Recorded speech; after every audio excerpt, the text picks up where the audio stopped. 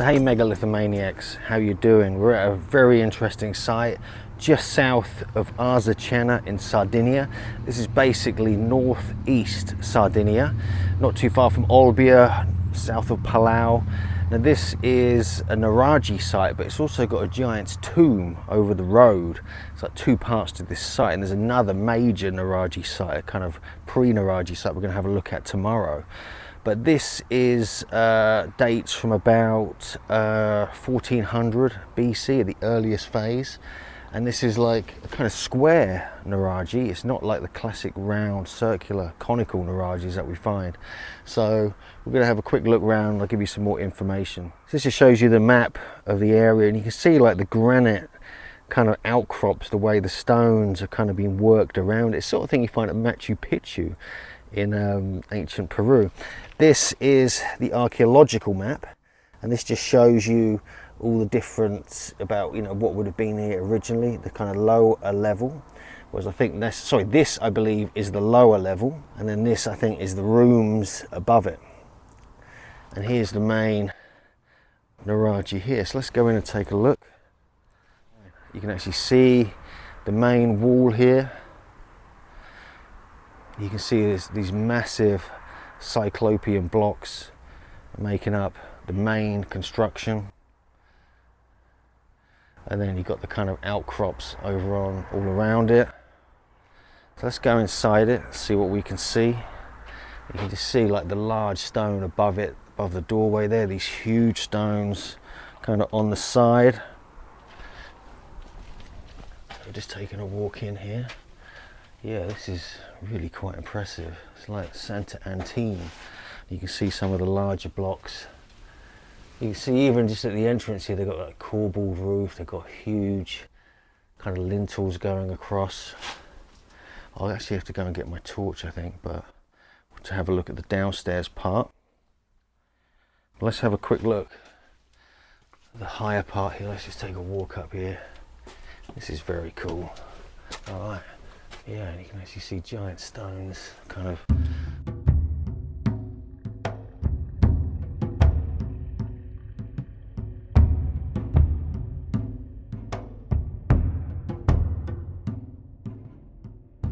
Wow, that is quite impressive. Now, here, this is actually the natural rock here, combined with the construction which we find all over the top of it. This is very cool. This is actually a small room here, just on top. You can see that on the map as well, and that's another way back in.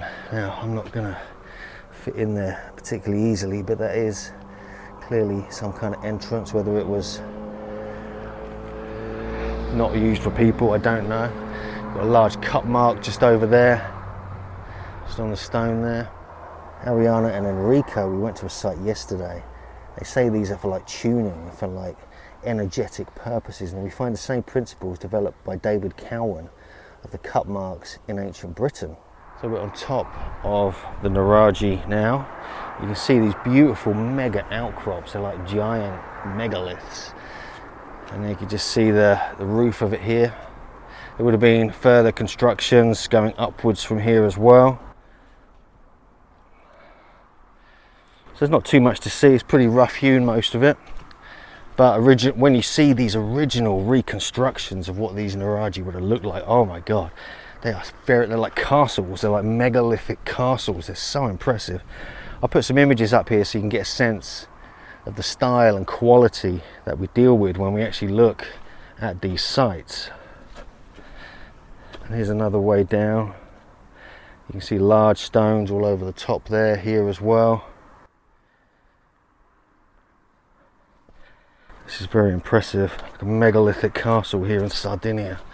Giant lintel above. We go down into this sort of circular room. And yeah, megalithic blocks all in here as well. Sort of combining with the bedrock. It's a very Peruvian kind of style here.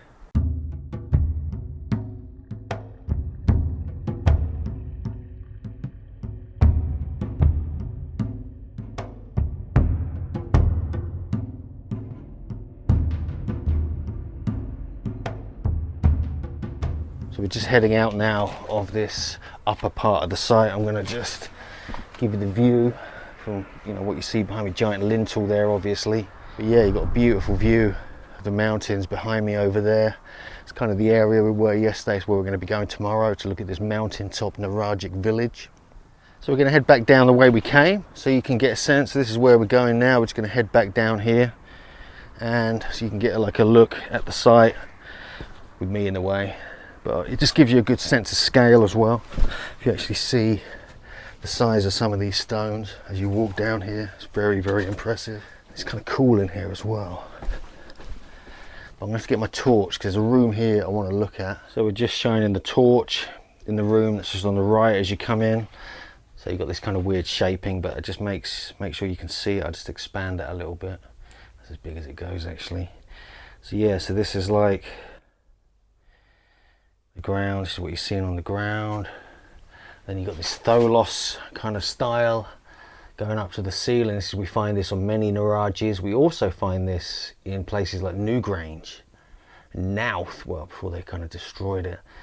And so this is interesting. So this is the sort of thing, this is the classic Nuraghic style, very complicated. It looks rough hewn, but this is very sophisticated masonry. You ask any stonemason how they do this, and it's very, very difficult. It's pretty amazing actually. And you can see the giant blocks that make up the actual chamber. And you've got the bedrock here obviously.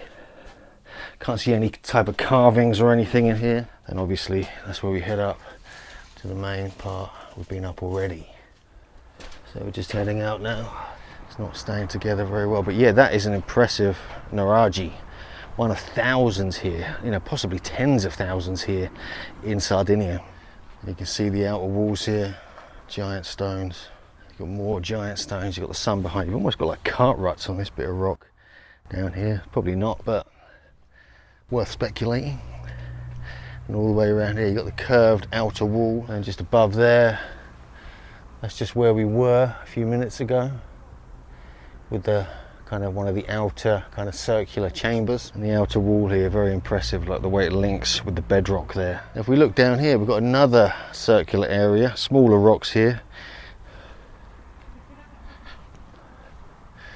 with some very impressive natural kind of granite. It looks like it's been scooped out over there. This actually looks like a cave of some sort. So this is the natural outcrop here. This could have been the proto-temple. Because we find like these cut marks fascinate me, because although some of them are natural, the ones that are perfectly round, probably these ones here, are clearly carved out, and we find these in very high places up in the mountains. And we visited a place yesterday, part of this adventure park of all things, and Ariana and Enrico were just telling me all about them, and they've been testing them for energy. You can actually record the kind of energy, the currents like coming off. There's another one there. And that's the interior of this kind of cave here. Look at this. That is very cool. This is a very cool, very interesting site here in this part of Sardinia. There's lots more. There's like all these other features spread out, like little cairns and stones and other such things. But I want to get over to the giant's grave now, because there's one here. Not much left of it, unfortunately, but I'm desperate to go and have a look at it because it closes in like half an hour. And we've got another structure here actually. There's quite a lot going on here. But the Nuraghic culture very interesting. Bronze Age to Iron Age kind of culture. But they kind of were very, almost like respectful.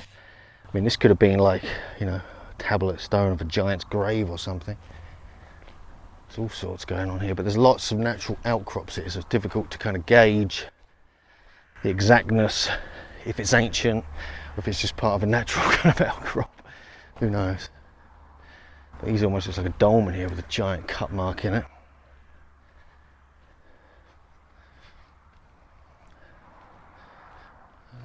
Could have been something. Almost looks like some kind of simulacra, some kind of dragon. So we just come from way over there, we're walking down the road. Now we're heading into the giant's grave, Moru.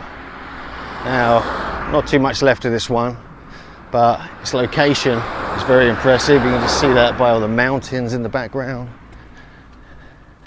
Let's go and take a look.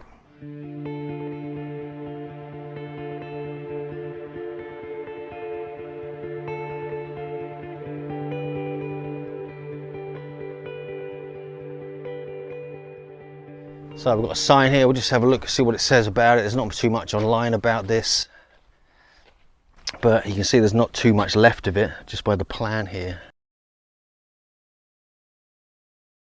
So this is cool. This is the giant's tomb Moru, very close to the Nuraghe we just looked at. Not too much left of it, but there is a carving here from Canaanite Phoenician times, like Punic they call it, of Tanit, goddess figure. So where this is, I'm not sure. We'll have a closer look in a moment. But this is kind of easterly facing, like most of them are. And you've got these giant granite blocks here. Look at these. These are huge. The huge kind of tablet stone is missing. Could be this one here that's on top. But yeah, this is like a proper long barrow style. This is absolutely massive. Huge stones going down the side. All the way to the back here. So not much left of it. Pretty badly ruined, but worth a visit if you're near Arzachena. It's just down the road from there. And it's just one I've not been to before, so I'm very keen to get to all these giants' graves because they're supposed to be like healing, like energetic. If you sit at the entrance, there's been actually reports done on this, there's been research. Locals turn up and actually sit at the entrance to heal themselves, certain parts of their body. So this is one of the classic giants' graves here in ancient Sardinia. So this is what's left of the entrance stones. It's nothing like Nuraghe or Albucciu. This is just the sort of bare bones really. And on one of these stones, I can't see it in this light, there's Tanit, like the Phoenician goddess, is carved. But I can't see it. I mean, there's some kind of shaping on there. That could be it. This you see the construction on the top here, like the kind of rubble, the giant slab. You kind of see the outer edge of it here as well, or one of the kind of roof edges. The outer edge is obviously much wider. And then obviously that's it. You can see my shadow there because we've got the sunset behind us, and that's kind of facing towards the east where the sun would rise and the energies would charge up all that's going on in the entrance there. This huge block here, this could have been the actual standing stone, the tablet stone at the top. This looks like it may well have been. They're trying to close early, so I'm going to have to get out in a minute. I'll ask her actually, this is the workers actually here. So we're just finishing off here at the giant's tomb Moru. It's very impressive. I found it really hard. I couldn't really see the carving of Tanit, but they also found coins here as well, going back to the Bronze or Iron Age. So the dating here is at least 1400. It could be one of the older giant's tombs, and we know that the original part of the tomb was actually much older, and then often the forecourt, the curved forecourt like we'll see at Albucciu and Nuraghe, are actually added later, kind of Bronze Age. So very impressive nonetheless. Going to thank the worker here for keeping it open for me. And yeah, you can come and visit this. It's just south of Arzachena, not too far from the town, not too far from the other giants' graves. And thanks for watching Megalithomaniacs. I hope you enjoyed this look at this Nuraghe, this giant's tomb, and this whole site. It's really quite, it's quite impressive. It's quite a quick site to look at. You can take a further walk to look at another site, but we're going to go and look at that tomorrow. It's on private land. And yeah, remember to subscribe, click the like button, become a patron if you can, and we'll see you next time, Megalithomaniacs.